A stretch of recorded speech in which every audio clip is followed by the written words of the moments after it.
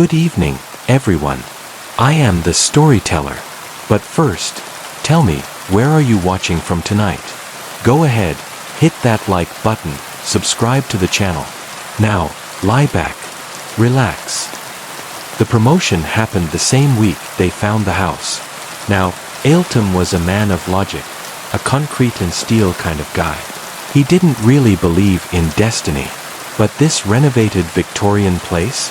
The price was impossibly low. A statistical anomaly. Even though his wife, Karina, felt something was off, she hated how cold and vast it felt, they bought it anyway.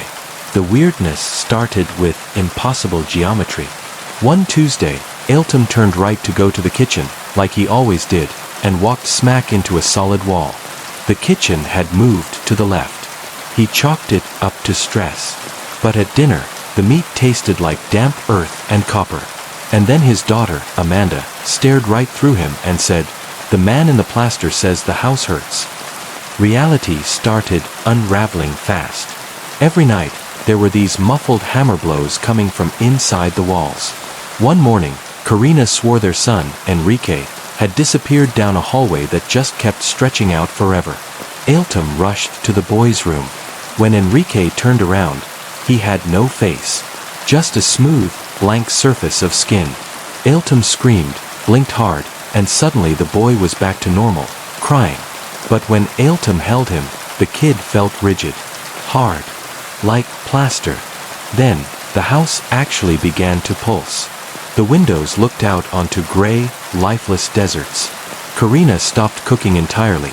Instead, she started sanding the walls with her bare fingernails, muttering about finding the main beam. Ailton panicked. He grabbed the family to make a run for it. He threw open the front door, and it opened right back into the living room. The back door led to the guest room. They were trapped in an infinite loop. "You know, every structure needs a sacrifice," Karina said. She was sitting on a sofa that was breathing like living flesh. Ailton ran to his office to check the blueprints. But the drawings, they didn't show a house. They showed an organism.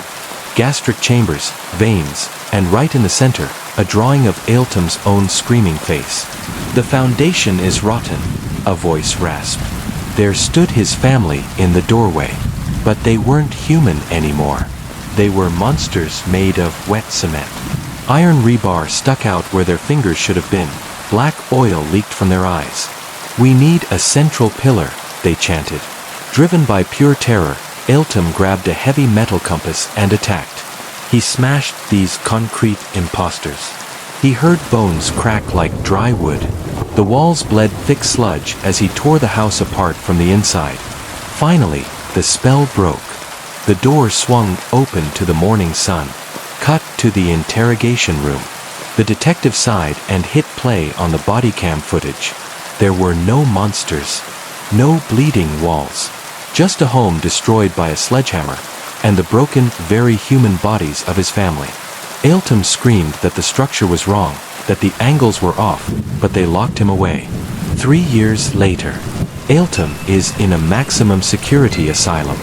He tells the doctors he saved his family from the shells. In his cell, he draws a tiny crack in the corner, convinced he sees Karina's hand waving. He walks up to the solid concrete wall and knocks 3 times. Knock, knock, knock. And from deep within the wall, something knocks back.